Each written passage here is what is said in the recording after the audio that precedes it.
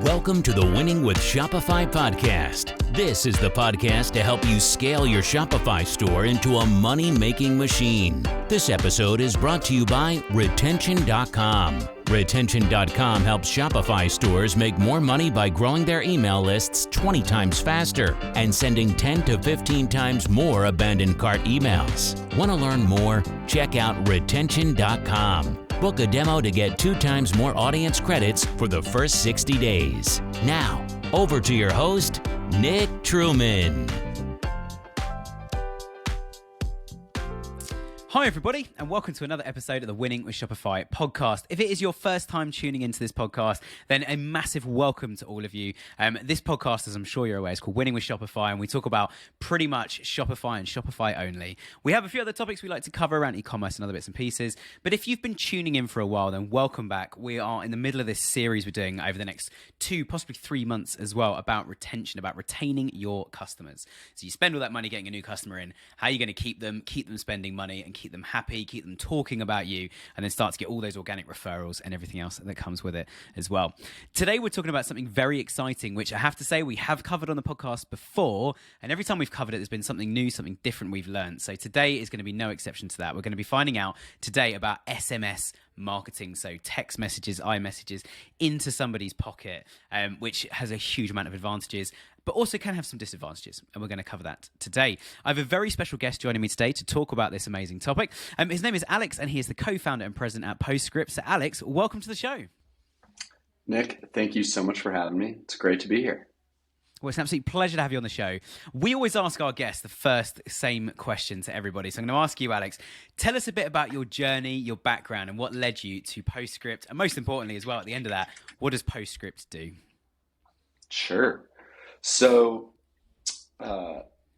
my journey started off right out of school, where I went to work for a small startup in Los Angeles, and it was an e-commerce business. And it was kind of the mix of technology and e-commerce, where they weren't like just a brand building on top of Shopify. They were like building a tech platform through which to launch their own brands on top of. And I joined when it was very small, less than 10 people. And nice. Over the course of the next 6-7 years, I grew with that company. We grew it to about 80 people or so. It was profitable. And it was doing tens and tens of millions of dollars a year in revenue. And it actually ended up selling a couple of years ago and had a pretty good exit.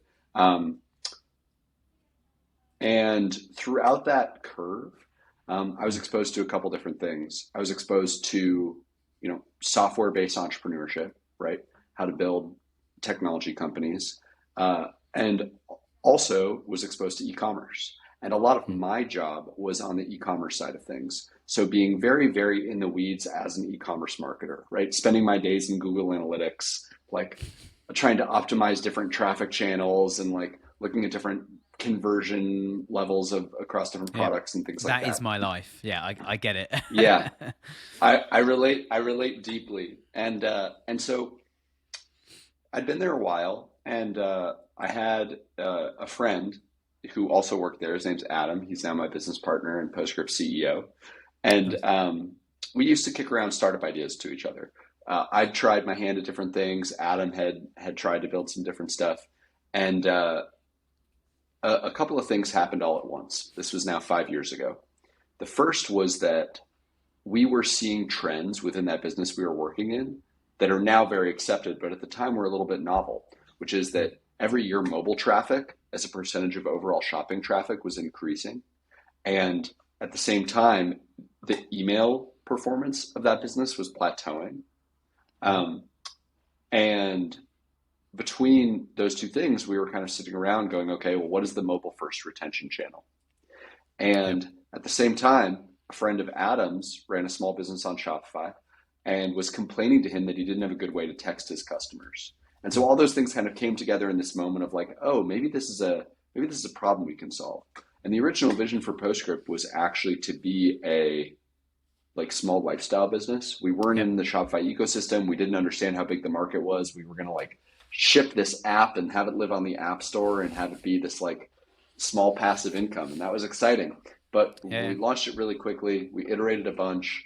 We quickly realized that it was We went full time on it. We quickly realized it was a much larger opportunity than that. And we've been focused on it ever since. And so we took PostScript through Y Combinator, which is a popular incubator in the US. We've raised some money along the way. And now the company is about 200 people spread out remotely across North America. And we service about 9,000 brands, all of them on Shopify, all of them with SMS solutions. Wow. And I think, I mean, it's certainly, like you mentioned a minute ago, going from 10 to 80, that's a massive amount of growth. I mean, if you look at it, that's eightfold. I know it's still small numbers and it's still classified as a small business, but that's an eightfold increase. And then to look at the fact you've got 200 people now working for you is absolutely amazing. Something you've mentioned I want to touch on, and we're going to dive straight into, let's not get too technical too quickly, but we're going to dive straight into the detail of this. I've never heard anyone explain SMS, and it's obvious now you have, as mobile first. So as you say, mobile traffic's been increasing. I might be wrong on this, but I remember reading a stat years ago. The UK was the first country in the world to have more mobile traffic than it had desktop traffic. We're the first ones to switch over. And I remember there was a big song and dance Google was making about it to all of us in the UK. But describing SMS as a mobile-first channel, I'd never really thought about that at all, but it absolutely is. And I certainly never, as you say, with Google Analytics data, connected the two to go, well, hang on a minute, we've got all this mobile traffic here. People are using their phones to shop. Why are we not sending them more text messages? I've always thought, probably in a very bland way, actually, that SMS is just it's just a blast in somebody's, not ears, but eyes, just to say like, hey, come buy our product. Sure. That makes complete sense, but we really think of it as a native mobile channel. So what that means to us, and we can get way more into this, but what that means to us is, especially as like the data has backed this up over time. Yep. How do people treat messaging channels in general? They treat messaging channels, especially on mobile, as two-way, pretty personal exchanges, right? We've all been texting one another for a couple decades at this point. Yeah. And the business to consumer aspect of it is a lot more new. Or at least this level of adoption of it by D2C brands is pretty new. And so what we're trying to build and what we try to coach brands towards is kind of a reflection of what you're saying, which is like, how do we all text one another? Well, it's highly targeted, it's two-way, it's interaction based. And we believe that the highest performing brands on the channel will adopt a similar style and cadence with their messaging. Definitely. And I love that phrase you just used as well. I'm just making a note of this. Interaction based. I think it's such an interesting point to make. And I guess really big question then is, if someone's, we'll come on to how people can start, but just on the interaction sort of thing, what sort of interactions are people looking to have with brands as opposed to what I just described, the sort of, buy this product, here's a link, or we've got buy one, get one free today only. Like what does the actual interaction look like with with a brand? Sure. So there's a whole bunch. If we zoom way out, what we see across the brands that work with PostScript is that a subscriber who has a two-way interaction with the brand is worth 4 times as much as one who purely receives like one-way messaging and never responds back. And on one hand, there is some selection bias in there, of course, right? Like the most engaged subscribers are probably worth more, but it is also telling for like how brands should orient their strategy. And so to answer your question more directly, there is a time and a place for marketing messages. Of course, that's where like the ROI of the program is going to come from. It's about it's about picking your shots, finding ways to make them value add, finding ways to make them personalized that are really important. Stepping outside of the standard buy this marketing messages though, we found a whole bunch of other ways for brands to interact that when they do that, it keeps subscribers more engaged. It prevents them from unsubscribing as often. And that engagement level will then be reflected on the marketing side. So some examples, transactional messages. That is a value add message that people like to receive. People don't unsubscribe because they get a text that says, hey, your order's been shipped. Here's the tracking link. Or you know what, your order just arrived at the door. Like those are really, they're like, people love getting those. I'll give you some others. Support prompts. A post-purchase message that goes out that checks in with a subscriber and says, hey, you received your order 3 days ago. Do you have any problems? Do you have any questions for us? That doesn't annoy subscribers. But additionally, if they respond back, that's like a urgent customer support issue that's worth being taken care of. So we have transactional messages, we have customer support. Then we have a whole bunch of other things that historically have happened on the website, but can also happen natively in the messaging channel. For example, soliciting UGC or submitting a review about the product. Those can happen over SMS. Additionally, you can collect zero-party data from subscribers, especially up in a welcome series or at the start of the relationship, to find out about their preferences, right? What are they shopping for today? What are they most interested in? When's their birthday? What's their favorite color? And then you can attach that information to their subscriber profile and target them off it later on. And so those are all non-marketing methods that enrich the overall subscriber experience, which will keep people on lists longer and generate more revenue. And what you're actually doing in a way is building a habit that actually I can communicate with this brand over text message, which I think is amazing. Yes. And one of the ones I had the other day that I thought was interesting, and I wonder if they've done this for all the reasons you've just listed, is I made a complaint about something, which anyone who's been listening to podcasts for a while will know it's not a surprise that I complained about something, especially as I'm British. We love a good moan. But I complained about something, and they said, it was on live chat on their website, and they said, do you mind if we move this to WhatsApp? So actually, we and you can both respond at our leisure over the next few days or weeks. You know, your case won't close for 5 days. You know, there'll have to be 5 days of inactivity before we shut your case. I thought, yeah, fine. And it's like, you know, sucks to be you, because if you catch me at, like, you know, late in the evening, I'm going to be even more grumpy about this problem. But I think the point being is you're building that habit with people where it's like, I'm used to receiving text messages from this company. And then, as you say, if you could, I guess, you know, marketing hat on, if you said to them, why don't you give us, you know, when's your birthday? We would like to send you a gift.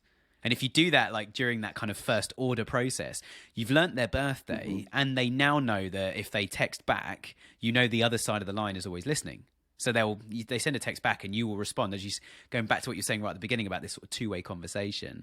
I think it's a really interesting way that then when you do send some marketing out, say, hey, Adam, like, we've got this amazing product right now, like, you know, why don't you come and buy this? Or actually, we're going to give you exclusive access to something, or we're doing a flash sale for 24 hours. They're already in the mindset of engaging with you, which now means that it's not such a channel of like, oh my gosh, I just got a text message from a company rather than a person. It's like, oh, these guys text me all the time. Like, yeah, I'd love to go and check out their sale. And it's almost easing into that conversation, isn't it? Yeah, definitely. And that, I think you're right. It's like training people to feel comfortable having a conversation with the brand. And that isn't easy for a brand to uphold, right? They like have to make some commitments in doing that to like follow through and be present on the channel.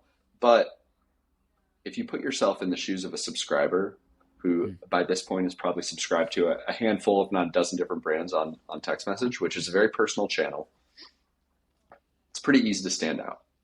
Yeah. And if you do stand out, like, I'm not going to unsubscribe, and I'm going to keep my eye on when they text me, and I'll probably be excited if they drop a high quality new product.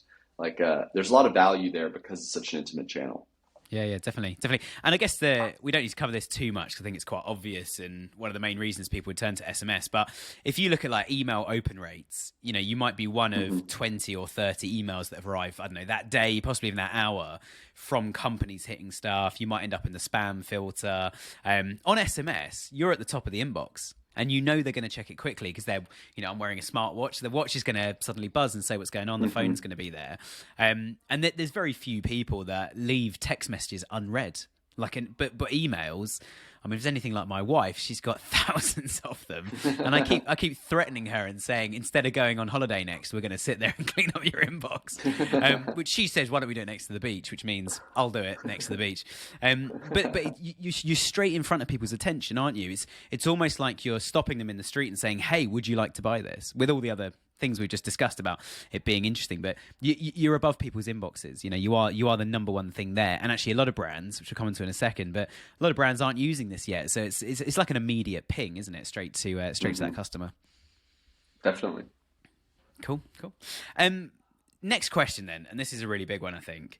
How much are Shopify brands using SMS at the moment versus how much should they be using SMS?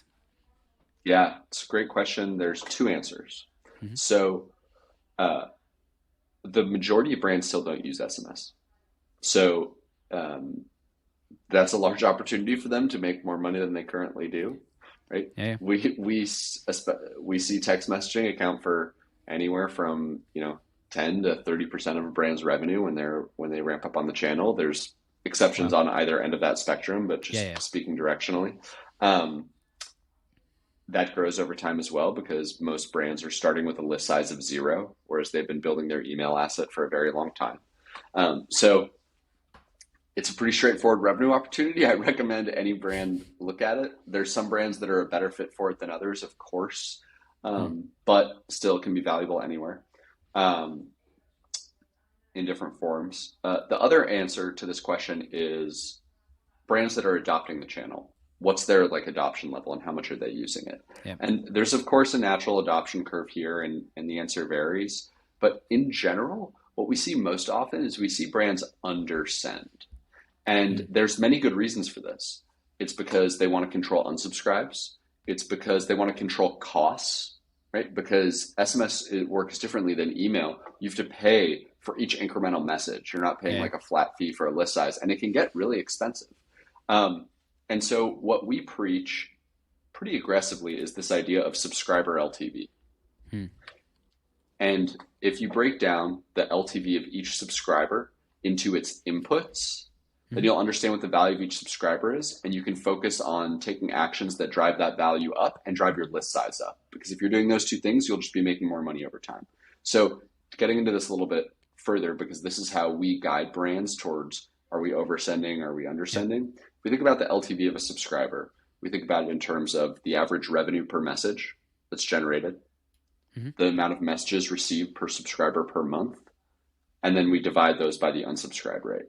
And so if a brand, what we'll often see is maybe brands are seeing really high revenue per message, but they barely send to their audience. So we'll say, look, go from sending like twice a month to 4 times per month.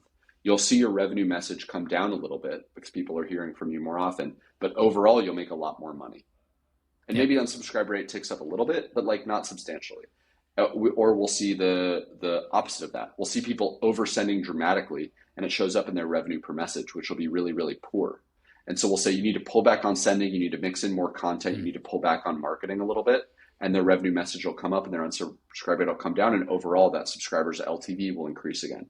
So we really believe in looking at the LTV of each SMS subscriber specifically to help brands balance, are we oversending, undersending, and is our content working? Because each brand, there isn't a magic answer I can give of like, send a marketing message to your whole list 4 times per month. That just doesn't work because every brand merchandizes differently. Every brand has a different voice. Every brand has different upsell opportunities. And so they need to take a more tailored approach. Yeah, definitely. And I think, I mean, just giving 2 examples on the different ends of the spectrum, if a brand is selling products that you would buy multiple times a month, actually that would naturally lend itself to more interaction across all channels, not just SMS, but across everything. Whereas if it's a product they're only going to buy every 5 years, you probably want to say nothing for 2 or 3 years apart from the odd review or a couple of accessories for that product. You know, think about a mattress, for example. You know, we had the guys on last week from Purple Mattress. Cool. And it's stuff like that where it's like, okay, we've now got 5 years, so we need to stay in contact, but we're not going to be marketing to them. We might sell some accessories. We might invite them to a new product launch, but they're not going to be ready to buy that product for a while. So again, as you say, it's 2 different ends of the spectrum. And certainly with SMS, the rule book does not go out the window at all. It just changes. You know, there is a level of don't hassle people. I guess one thing sorry, go on. I was going to jump in. The other interesting thing about a use case like that, because I totally agree with what you're saying. The other interesting thing about a use case like a mattress, right? A very expensive, high consideration item, is that SMS can be a uniquely interesting channel for the pre-sale relationship, right? Okay. Because if I'm thinking about a mattress, I'm like shopping around. I need to be sold on a mattress. And the ability to access my inbox, like mattress companies shouldn't be sending out texts, in my opinion, that are like, click here to get 10% off. Like I'm not going to impulse buy a mattress, but I might want to hear from Purple 20 times before I make my decision with a very personalized, tailored drip series with UGC and content and reviews and answering questions I have, all aimed at like me reaching that point where I'm like, you know what, I'm ready to spend $700 on this mattress. And so like there's a big opportunity pre-sale for a more consultative approach. And then afterward, to your point, like very laid back, pulling way back, but staying in touch. Yeah. Almost like sending out the odd joke just to make them laugh. Just a reminder of we exist. I think it's definitely interesting. And the challenge for a mattress company is what happens in 5 years if they don't buy again from you. You need to make sure you're making profit on that one big order, whenever it might be. Yeah. I love the idea of it almost sort of buttering somebody up and sweetening the deal to make them convert on a more considered purchase. I guess a big question, I was going to make a comment earlier just to say, like, if you're starting out, make sure you get everybody's mobile number and get them to opt into SMS marketing, which is obviously a good thing to do. With something like a mattress then, like a more long-term considered purchase, how would you get someone to subscribe in the first place when they haven't actually made a purchase yet? Depended on like the traffic channel they're originating in or the brand, but what comes to mind for me is, at least in my shopping, in my conversations with brands, feels like for very high consideration items like that, they tend to push traffic to landing pages, not necessarily like straight to a product page, because there's so much education to do. And so I would probably try to solicit opt-ins throughout that, not only with the idea of like, if you sign up for text, you'll get, the discount code, but also sign up for text to like speak to our experts, sign up for text to like learn why so-and-so endorsed our mattress. Like I'd probably have different CTAs throughout aimed at soliciting as many pre-conversion subscribers as I could to take them through that more personalized journey. Nice. I did something really interesting the other day, actually, and I love the idea of signing up to a discount code. I'm looking at getting a new car at some point in the future. So if there's any car brands listening, don't contact me. I love cars. I know loads about them. But anyway, I was looking on, we got a site in the UK called Auto Trader. It's basically just like full of cars. It's cars only and nothing else. And I was looking at the pictures of a car I like, and I was going through the pictures, and one of the pictures said, call us for a virtual tour of our showroom. And I was like, okay, what's that about? So I went on their website and I booked this virtual tour. You choose a time at any time of day. And someone literally called me on the phone and said, hey, we noticed you're on an iPhone. And I was like, they must have tried to send me a text and saw the iMessage thing. So we know you're on an iPhone. Can we switch to FaceTime? I will be able to see you, just so you're aware. But I want to show you around the showroom. And literally, this guy was, and this is at like 8 o'clock at night. He was wandering around the showroom. And my wife, of course, was, who are you talking to? I was like, I'm talking to their local car garage. She was like, what are you doing that for? I was like, I'm looking at cars. And he walked around, and all the cars in the whole showroom are unlocked. And he goes and sits in them, and he says, this is how the seat works. This is the styling of it. This one's got this many miles, all the rest of it. But I got a few text messages afterwards. I was opted in. And it's part of when I filled out the form, it's like, would you like to opt in to being contacted by us? By the way, we have to contact you to do this appointment. So it was like, I had to opt in anyway to be contacted by them, which now means I'm subscribed to marketing. Very clever, very clever indeed. Very clever. And I think having that product expert chat and almost using like WhatsApp or phone or FaceTime or something like that to actually get in contact with somebody, I think is really, really key. But yeah, I love this concept of pre-sale as well, of like, you're going to need to consider this purchase. Obviously you couldn't do it if you were selling, I don't know, phone chargers. It's just not going to, unless it was £100, $100 amazing phone charger, it's just not going to fly in the same way. But certainly the pre-sale concept, I think, is really interesting. Mm-hmm. Yeah, I've never heard of that happening. I love that. I think that dealership is going to like come out ahead from that tactic. Well, I now remember their name. I'll send you a link after this if you want to have a look at it. It's absolutely. I don't know if they'll work to US hours, I'm afraid. But yeah, I think it's certainly really good. And I guess going back to examples of things then. So where are some brands doing this really well? Like, I know we've given quite a few examples already, but where are brands like absolutely excelling at SMS, and it's just like you feel like you're talking to a human now, and it's just it's an extension of your phone book. This company.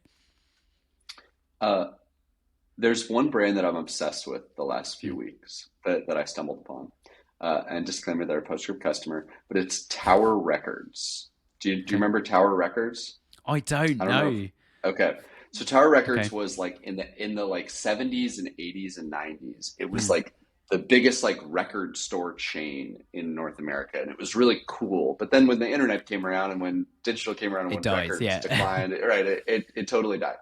But it's been brought back as a online vinyl shop on Shopify for vinyl records. And I'm obsessed with what they're doing on text message. And it's because, first of all, they're doing really well all the things that I described earlier, where like when I signed up, they were asking me like what genres I'm into. And based on those replies, they now have me like tagged to those sorts of lists. And so now Nice. when there's like a major new jazz release, they send me a text with a beautiful picture and like a link to it and like a description of it and maybe some commentary on like what a review was. Or they'll drop like when they send me back in stock items for things I've been Mm, shopping for, but like are sold that's out cool. because I buy a lot of records. And they also do things like transactional messages where we were talking about, right? So I know when my record ships, I know it arrives at the doorstep.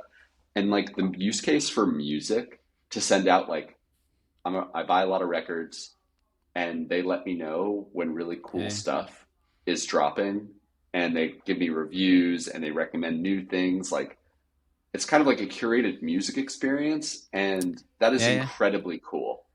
And you can go to town with that as well. I mean, I've got I Oh probably never yeah. mentioned the podcast. I've got a background in music, and you could do Oh everything really? from like, yeah, every Wednesday we'll send you, we'll send you a text message from the bar. And it's like, because that's always where at music venues you're always talking about music is at the Hmm. bar during the interval, and you're chatting to random people going, that new song of theirs is amazing. Like, I love this bit and that. And the music world is an absolute community. And you look back at the history of Yes. things like Motown and how it all began, and it was all about the people, the communities, the groups. So bringing that into like, actually, which sounds really dry when I say it like this, bringing it to Hmm. SMS and Shopify and email and Google Ads and the rest of it is amazing. But I guess it all comes back to something we do talk about a huge amount on the podcast, and it's almost every brand we interview and talk to starts with you build a story, you build a brand, you build a face, like an actual front to this thing, so people know who to Hmm. interact with. But I think there's loads of great examples you've given there, which we have actually covered on the email side of stuff, but not SMS, which is stuff like back in stock, new drops, like this is a new product we're launching, Hmm. especially if I can't remember exactly who it was, but we were talking to a brand last year. They'd done like a Kickstarter campaign, and that Kickstarter and I sort of said like, oh, did you do that because you couldn't afford the product run or whatever? They were like, no, it was a marketing exercise and nothing else. That was it. We Hmm. launched our first product on Kickstarter, and it was so successful. We launched all products on Kickstarter, and people love our brand. And Interesting. we've only got 20 products, so every time we launch one now, we always launch it on a Kickstarter, which means people can get hold of it cheaply, and that's a reason they subscribe to us, to keep hearing about new product drops. And it's always done through a Kickstarter because they know it's going to be discounted. But we're happy to do that, of course, because they're funding the entire product run for even the post Kickstarter ones as well. And also, we've got an unlimited quantity we can make. So we just run the Hmm. Kickstarter for 3 months, 6 months, and after that, we then know like we've got 100,000 orders already in the bag. Maybe it's not that many, but you get the Hmm. idea. But then sending that through SMS, you could actually create such a cool journey, couldn't you? Of saying, here's our new Kickstarter campaign, go and sign up. Have you? And knowing they haven't, have you signed up yet? We've only got X amount left of the Yep. the cheapest option. So if you are going to sign Hmm. up, you want to get that one soon, or we just released a load more. If any of your friends would like one as well, and then you've got referral marketing starting to happen, and yeah. What Nick, what do you think like makes that sort of strategy a fit for a brand? Because I think that's super interesting. Like the, like you're saying, it's Kickstarter as a marketing exercise, right? Yeah. Which to me feels like very connected to your audience, very authentic. Mm. What do you think like makes that a fit for a brand versus not? I think my first thought is which one does it not work for? And I think the Hmm. sort of traditional long term, like, Adidas and Nike just wouldn't work for those guys. Because they'd be like, why are you running a Kickstarter? Like a Kickstarter is a startup, it's a grassroots community and exercise. So I think there's levels of things like that. I mean, obviously for any brand, you need to have new stuff dropping.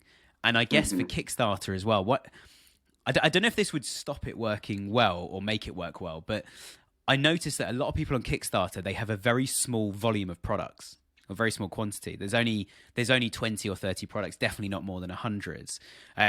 You wouldn't find a brand with like 1,000 different products just doing the No. odd Kickstarter. That seems a bit odd. And I guess the other big question as well is and again, I don't know the answer to this, I'm not an expert on Kickstarter, is at what point has the business been running long enough or is well known enough now that actually Kickstarter doesn't fit the model anymore? Because you're not in that grassroots scenario. I feel Hmm. like I've never known one but to do this, but there's definitely a danger in my mind of a brand sort of riding Kickstarter too long and doing kind of Indiegogo stuff. But anyway, what are your thoughts? Like, Yeah. you must be very connected to a lot of merchants, obviously, from your sort of commercial Sure. side. So, I think I have a similar take with you about like SKU count and mm, focus and authenticity, where like if a brand is, my gut instinct is if a brand is trying to like scale into a retailer, right? It's like not going to be a fit. But if someone is focused on like a very small category and slowly launching new products within that category and updating old products within that category, whether it's like bags or cookware or whatever, that could probably be a really good fit. Yeah. I definitely find myself watching, I mean, we watch a lot of football in the UK, and proper football, not what you guys call football, soccer. Yeah.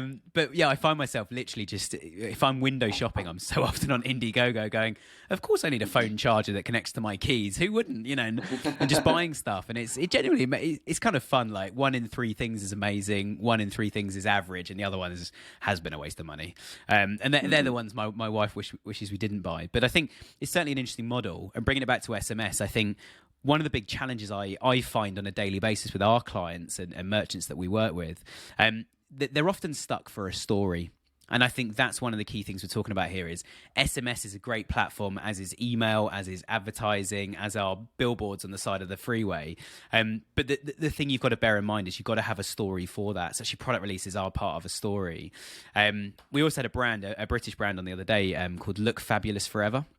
And it's a makeup company for women who are over 50.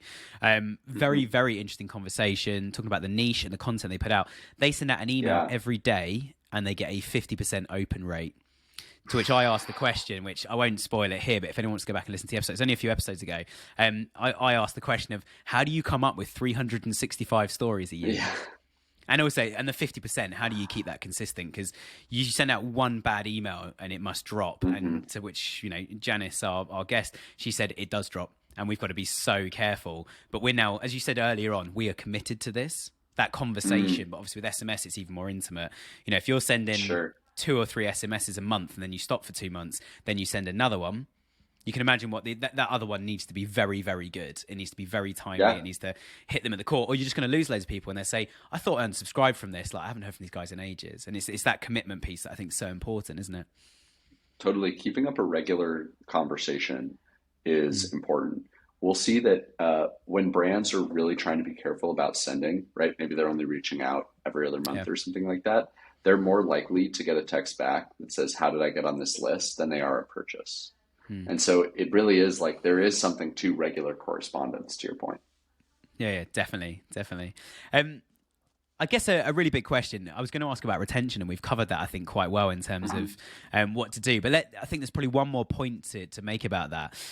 How can SMS stop somebody from kind of cutting the cord with that business? If they've not purchased in a while, or actually they've unsubscribed from another form of marketing, not SMS. I don't actually know if it works like that. You're much closer to the rules and regulations than I am. But how can it support someone if they're going to be losing a customer shortly? Like, how can you use SMS to stop that happening? Sure. It's a very high engagement channel. To your point earlier, people read almost every text that comes through. So what that means is that if you get a subscriber, that means that it's an incredibly valuable channel to have a subscriber on. Because if you get someone on that channel, even if you lose them elsewhere, even if they have a negative experience, you have a chance to win them back. So why we preach this more holistic subscriber LTV approach, why we preach capturing zero-party data and user preferences in the channel, is so that why we preach transactional messages and support check-ins is that if someone is unsatisfied, unhappy, maybe you'll catch it with a support check-in. Maybe the next marketing message they receive will be highly targeted to them to the point where it's worth them coming back. Maybe the product is particularly relevant.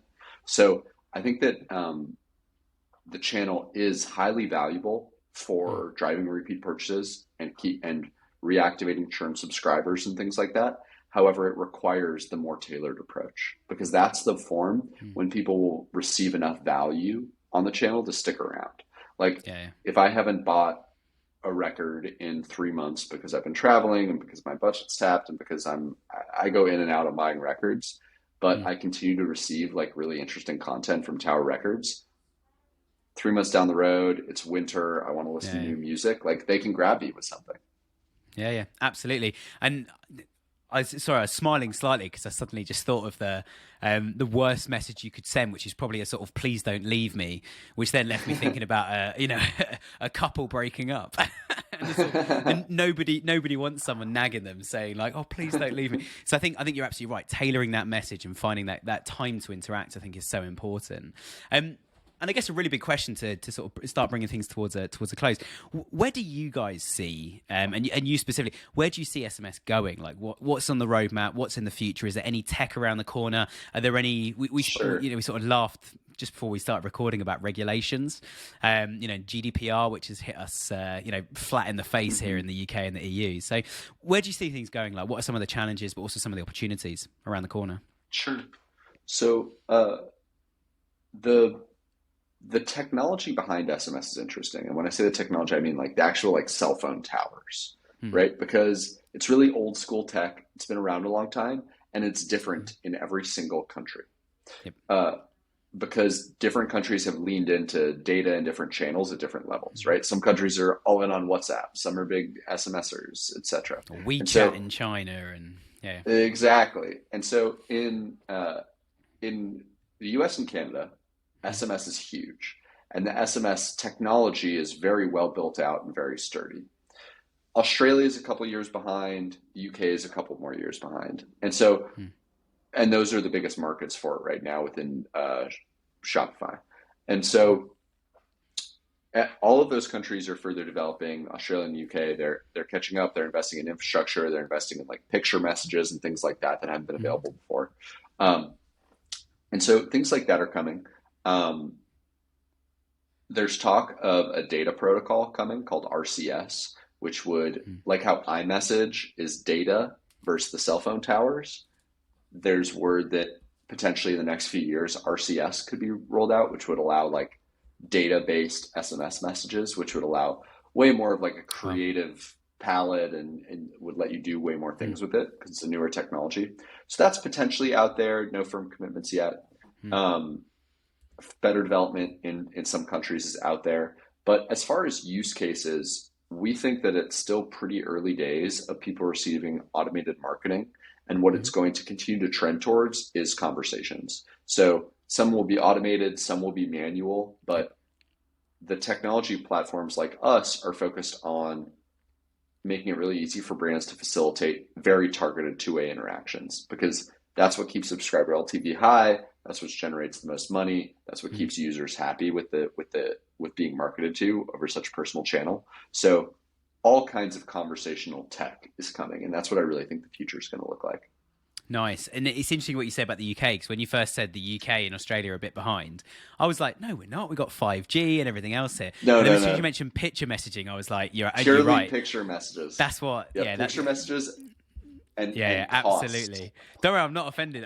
Part of me was just thinking like, maybe it's just because I live in such an urban area that like we've always got signal here, but yeah, certainly in the Highlands of Scotland, there's no signal on anything.